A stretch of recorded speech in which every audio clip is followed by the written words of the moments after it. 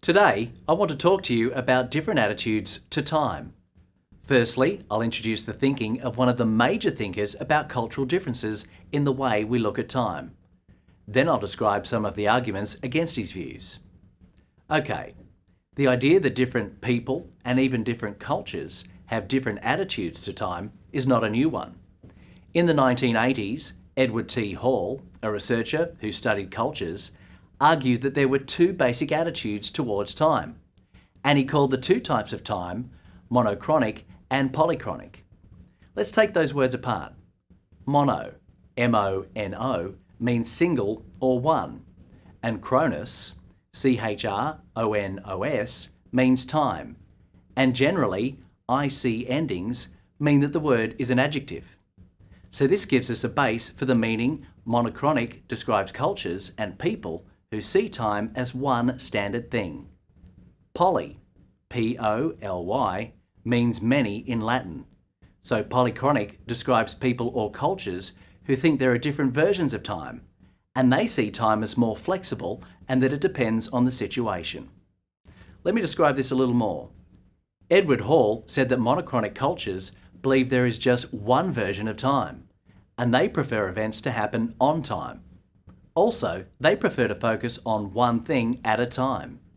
In monochronic cultures, there are sayings like, time is money. Time is seen as something that is like a commodity, something you can buy and sell. In a polychronic culture, on the other hand, relationships between people matter more than time, and events and people have their own sense of time. In polychronic cultures, he said, there is less emphasis on being on time, on being punctual, and more emphasis on relationships. Also, people might do more than one thing at a time. For example, in a business meeting in a polychronic culture, there might be socializing and interruptions to deal with other things. So which cultures are monochronic and which are polychronic? Hall said that German and Swiss cultures are the most monochronic, followed by American and English cultures. Polychronic cultures, he claimed, include French, Italian, Greek, and Arab cultures. Now, he didn't think that one type of culture was better than another.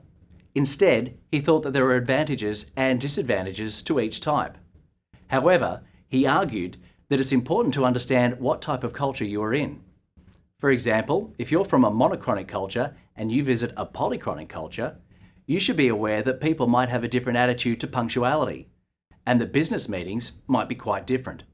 However, some modern thinkers feel that making general statements, which we call generalizations, about cultures is not realistic.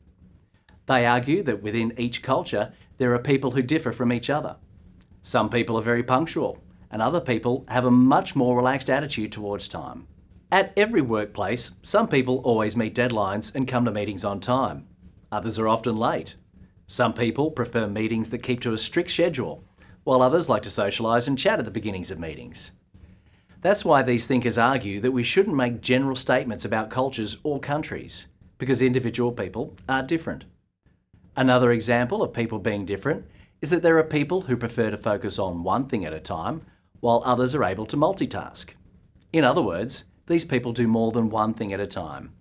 In fact, according to Professor Keith Laws, a psychologist, women are better at multitasking than men. In his research, 50 male and 50 female students were given 4 activities to do at the same time. The activities were carrying out simple maths problems, finding a restaurant on a map, and writing a strategy for how they would search for a lost key in a field.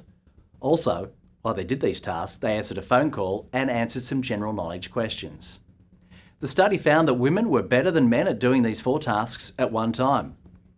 Some people believe that women are good at multitasking because traditionally they've had to care for a number of children and at the same time gather or prepare food, keep watch for danger, and communicate to others.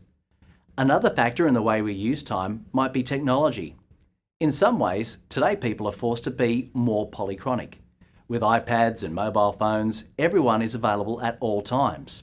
So we might be cooking dinner and answering a text message from friends or from our boss. After dinner, we might watch TV while answering emails. In fact, life these days seems to require that we all be able to multitask. As you can see, within every culture, there are people with different views on time. However, we could still argue that, broadly speaking, cultures are also different from each other. What do you think?